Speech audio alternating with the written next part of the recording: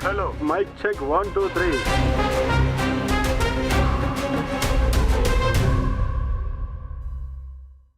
பஞ்சு மிட்டாய் சேலை கட்டி உள்ளிட்ட பல பிரபல பாடல்கள் நான் பாடியது.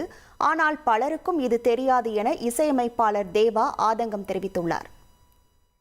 இப்ப கூட பஞ்சு மிட்டாய் சேலை கட்டி என் பாட்டு இல்லைன்னு நினைச்சிட்டு இருக்காங்க.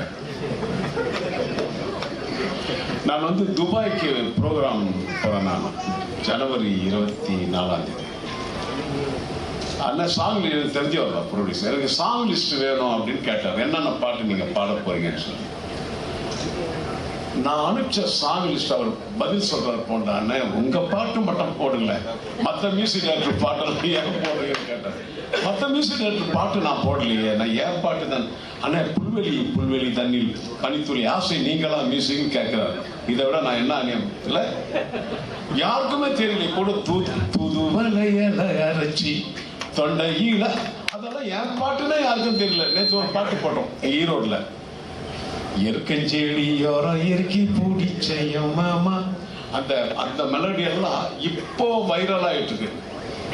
இப்பதான் அந்த பாட்டு என்னுடைய பழைய பாட்டு பஞ்சு மிட்டாய், செலக்கட்டி, தூதுவலை எலாரிச்சு, நிறைய பாட்டு இப்பதான்